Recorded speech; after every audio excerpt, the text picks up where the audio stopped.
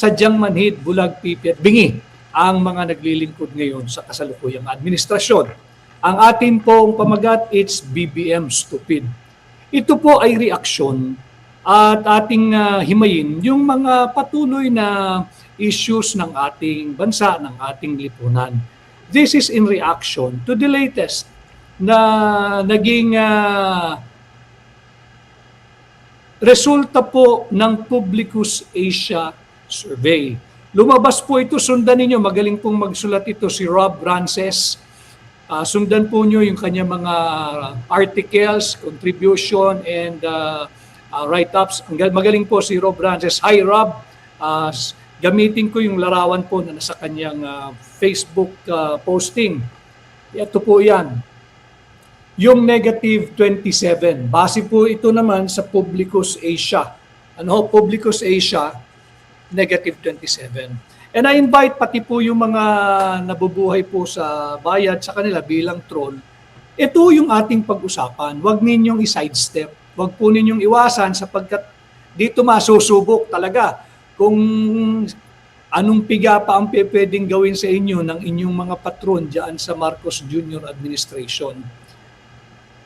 Milyon-milyon, baka ho bilyong piso na ang ginagastos ng Marcos Jr. administration sa kanilang propaganda, sa kanilang mga trolls, sa kanilang mga quote-unquote PR. And these people, itong mga trolls, na ang IQ po, patawad, ganito po talaga sa tinig maisog eh. Ang IQ po nung mga nag-handle ng trolls, ng communications, ng comms, ng propaganda, ng PR ni Bongbong Marcos ay below sea level. Mas mababa pa po sa kanyang net rating na nakuha base po sa Publicus Asia ng net 27. Bakit? Nagpapakasasa na po sila sa pera nating mga Pilipino. Binabayaran sila, isinangla at ibinenta na po nila yung kanilang kaluluwa sa corrupt na administrasyong ito. And yet, this is the best that they can give their patron, si BBM. Why? Wala po siguro talagang panama ang memorya nating lahat, ang facts, ang katotohanan laban sa kung anumang propaganda. Lahat po ng uri ng propaganda ginamit na po nila. Lahat po ng medium, yung highly compromised mainstream media, kanila na po iyan. Pero BBM, walang naitutulong sa iyo. Inuubos lang nila ang pera ng Pilipino. Ibinibigay mo lang sa kanila yung budget na para sana ay pang developmental dapat yung budget. And yet, ito na yung best nila eh. Negative 27. And this is not the only and the recent survey na lumabas na negative si Bongbong Marcos. Let me give you a quick rundown. Una pong lumabas yung sa WR numero. Doon ho, wala silang net, hindi nila pinakita yung net. But ito na lang po ang aking interpretation. This was released November.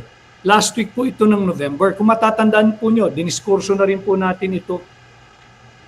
Itong unang lumabas na nagpapakita, wala po itong net rating ha. Parang I took this to mean na kanya-kanyang interpretation. Pero dito kasi, ang sumagot sa kanya na mahusay ay positive 21. Tapos ang sumagot na hindi mahusay ay negative 47. So, gakunin mo yung net, di ba? Yung 47 at 21, matitiran po siya ng negative 26. As early as November, negative na po si BBM. Nagpatuloy po ito at lumabas yung survey ng SWS, negative 3. Okay? When he was confronted, ang sabi niya, hindi naman reliable kung isang survey lang. Kinakailangan multiple so we can have an intelligent reply or intelligent messaging kung talagang negative pa raw siya. Hindi po nakontento sa WR numero na negative 26, sa SWS na negative 3, baka raw tsamba lang. Lumabas po yung sa Pulse Asia. Yung Pulse Asia ay negative 14. Tatlo na po yun ha. Tatlo na po yun. Kumbaga pa po sa PBA, naka-grand slam na si BBM. WR numero, SWS, at Pulse Asia, negative 26, negative 3, at negative 14. Tinuldo ka na po ito. Talagang champion kung may tuturing. Dahil dito sa Publicus Asia survey, negative 27. 24% ang approve, 51% ang disapprove. To get the net, negative 27. No? Negative 27 po si Bongbong. So, 4 na surveys na ho ito. Bakit mahalagang pag-usapan? Imaginin po ninyo, kasama po ako dito dahil ako yung nagpatakbo ng kampanya at binoto ko siya. From 31 million votes, more than 31 million votes, in less than 4 years or in 3.5 years, naubos po yung 31 million mandate. Nangyari pong natira ay negative 27. Now, syempre, yung mga linta na sumisipsip ng dugo ng administrasyon, hinihigop yung pera, they must justify why the pay should continue. Ano ang gagawin nila? Sisiraan na naman nila si BP Inday. Sisiraan na naman nila si Pulong Duterte. At I have it from a very, very good source na yung mga issue ng laban kay Congressman Pulong Duterte, iro-roll out po nila yan pagdating ng February. Alam ninyo, BBM, yung mga bata mo, again, their IQ and their EQ, mas mababa sa survey mo. Below sea level. Ganun kalalim. Hindi na umuubra. Hindi na umuubra and it's not doing you any better. At maganda rin, and I encourage the present administration, kinakailangan panatilihin ninyo sa pwesto yung babaeng lukarit dyan sa Malacanang. Wag na wag ninyong papalitan. Parang awa nyo na. Wag ninyong papalitan. Itong negative survey ni Bongbong, pagpasalamat kayo sa kanya. Pero, she is doing a fine job. Keep her. Do not remove her. Do not reassign her. Do not kick her upstairs and give her a different position as a press briefer or a press reader. Wag. Gustong-gusto po ng mamamayang Pilipino na nandyan yan, yung Aling Lucaret sa palasyo. Keep her. Same profile, same position, pakiusap po. Wag nyo siyang gagalawin. Palitan nyo na lahat, wag lang yan. Now, bakit po natin hinango yung titulong It's the Economy Stupid at ginawa natin It's BBM Stupid? Because even yung trial balloon na magkakaroon ng massive revamp sa kabinete, ng massive reorganization, ng mga bagong appointment, may tatanggalin, may aalis, it's BBM stupid. Kahit sino pang tanggalin nyo dyan, hanggat si Bongbong Marcos ang presidente, higit pang bababa ang approval at trust rating ng mga Pilipino. Bakit? 4 na surveys na po ito. Because the issues are simple. They were the issues then, they are still the issues now, and they will still remain to be the issue that Bongbong Marcos himself must confront and explain truthfully to the Filipino people. Ano po yan? Issue po ng massive corruption. Issue po ng looting of public funds. Issue po ng drug addiction. Itong 3 isyong ito, nakaangkla na po rito sa administrasyon ni BBM. At itong tatlong malalaking, higanting issues na ito, hindi po ito mawawala hanggat hindi sinasagot ng buong katapatan. Hindi yung ngisi, hindi yung standard na pag wala nang nasagot, tatawa, hindi na po obra. Malinaw na ang naging hatol at pasya ng mamamayang Pilipino. Talaga pong negative. Negative. Issue po ng massive corruption, looting of public funds, at yung drug addiction. It's BBM, stupid. Wala pong cure dyan.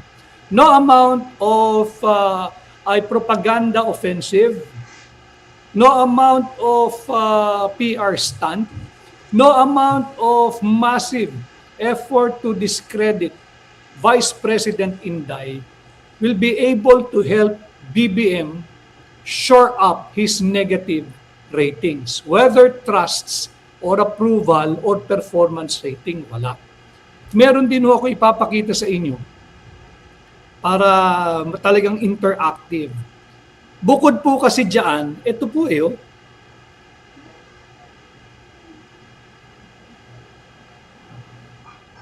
hindi na umubre. Yung ang sisisihin mo, si Pangulong Duterte pa rin. Sino ho ba ang presidente natin ngayon? Si Pangulong Rodrigo Roa Duterte pa rin ba? Si Tatay Digong pa rin ba? Di ba? Kailangan niyang kumprontahin yung sarili niyang issue. Ulitin ko, ano ho yun? Massive corruption, looting of public funds, at drug addiction.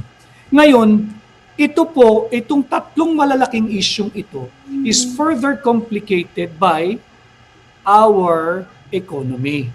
Hardships po ang nararamdaman ng tao Pagkagutom at higit na kumukulo ang tiyan ng mamamayang Pilipino, hindi aangat ang kahit anong survey ni BBM hanggat hindi niya tinutugunan. Yung massive corruption, looting of public funds, drug addiction, at ngayon, ito nga pong hard economic realities that we are all experiencing. Proof, ang piso kontra dolyar, all-time low at 59 pesos and 35 centavos to a dollar. Ano ho?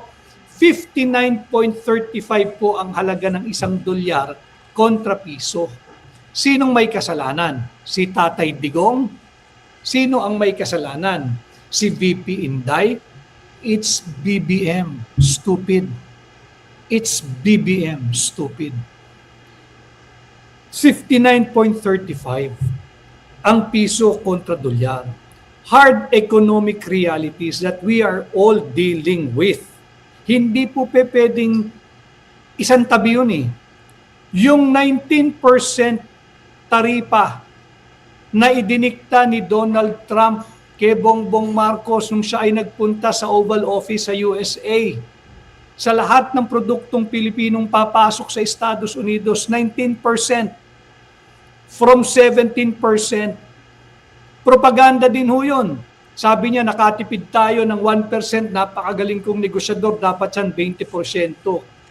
Pambubudol po iyon. Wala tayong natipid dahil from 17%, hinataw pa po tayo ng additional 2% taripa ni Donald Trump. Samantalang, pumayag si BBM na ang produktong Amerikano, produktong gawa sa Amerika, produktong nagmumula sa Amerika, napapasok mula Estados Unidos papuntang Pilipinas, ang taripa ay zero. Wala pong buwis na ipapataw. Diba? So dito makikita natin, inasar pa siya ni Donald Trump that he was a tough negotiator. Again, makikita natin patong-patong na po yung sablay Patong-patong na yung bulilyaso because it's BBM, stupid. Wala pong magagawa kahit sino pang balasahan ang gawin nyo dyan. Kung siya ang nananatiling Pangulo, I have been advocating for this for the longest time, yung ating war on corruption. We have to work together to destroy corruption before corruption destroys us, destroys our country, and worse, our Filipino youth. Wasakin natin ang aparato ng korupsyon. Ngayon, 59.35 po ang isang dolyar. The Philippine economy has been slowing down for the past 3 years. 3 years. Mag-aapat na taon na pong presidente itong si BBM. Ang sinisisi niya palagi, si Tatay Digong. Si Tatay Digong pa bang presidente? Sa puso po ng maraming Pilipino, yes. Si Tatay Digong pa rin ang Pangulo at ang gusto na nilang mamuno ay si Vice President Inday Sara Duterte. Ngayon, para ipakita yung patuloy na pasakit, pasakit na ginagawa sa atin, yung mga kagaya kong ordinaryong Pilipino na nagtatrabaho at nagpapakasakali araw-araw para meron lang po tayong maiuwi. Somehow, na mailatag sa ating hapagkainan, it's BBM stupid. Ninakaw nila lahat ng pera natin. Ito po itsura. Credit to the posting made by Daily Tribune. Ito po yung kinuhaan noong January 5 at 7:25 a.m. Ito po yung itsura ng maraming kagaya ninyo na nanananghali po ngayon sa inyong opisina, sa inyong tahanan, sa inyong eskwelahan, yung ating mga mahal na kabataan. Thank you, Daily Tribune. Ito po.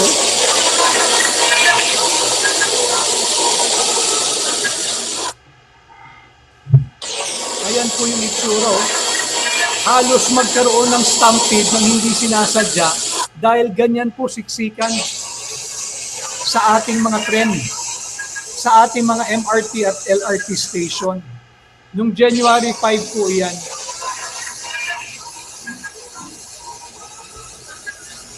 Ito po ay galing sa Daily Tribune. And I know, halos siguro lahat ng aking mga nakasubaybay ngayon, maghahalos 2,000 live viewers po tayo, I can relate. Bakit? Di ba yung ating naging pagla-live dati, tinatanong ko, bakit pa ba tayo nagtatrabaho araw-araw? Because we are still chasing that aspiration to earn, save money so that we can better and improve our lives. O iniraraos na lang po natin, itinatawid na lang natin yung day-to-day. Na ang buhay na po natin, wala na pong quality of life eh. Hindi yung tatrabaho ako, sisipag ako, lalo na ngayon 2026, bagong taon, para makapagtabi ako ng substantial amount every month at next year, higit na bubuti ang aking pamumuhay. Yun pa ba yung purpose and meaning natin tuwing umaga pag bumabangon, nagpapakasakali at nakikipagsapalaran sa buhay?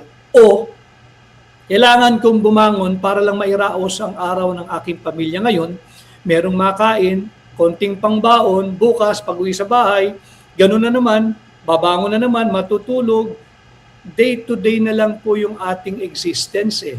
And again, this is not the kind and quality of life we deserve as Filipinos from our leaders. Na sobrang kurakot, sobrang corrupt, massive corruption, looting of public funds, at mabigat, yung mismong ate ni BBM ang nagkumpirma ng matagal ng pinagbubulong-bulungan na sangkot o merong issue ng drug addiction. So again, it's BBM. Stupid. Now, hinango ito sa estado ng ekonomiya ng Estados Unidos nung kampanya nga ni Bill Clinton laban sa Pangulo George H.W. Bush. It's the economy, stupid.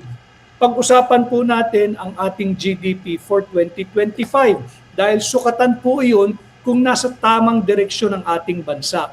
I've been telling you, since January 2024, malapit na po ang ikalawang taong anibersaryo ng Hakbang ng Maisog na siya pong itinatag at pinasinayaan ni Tatay Digong, ni Pangulong Rodrigo Roa Duterte way back January 2024. Ang sinasabi na natin noon, let us demand for transparency, accountability, peace and security. Labanan natin, ilunsad natin, hindi lamang ang war on drugs, dinagdagan pa po natin yan yung war on corruption. Now, ano po ang estado ng ating ekonomiya? Yung ating pong GDP noong 2024. 2024 po ito, hindi last year. Para lang po meron kayong comparison. Ang ating pong GDP noong 2024 ay 5.7%. 5.7%, no? 5.7%.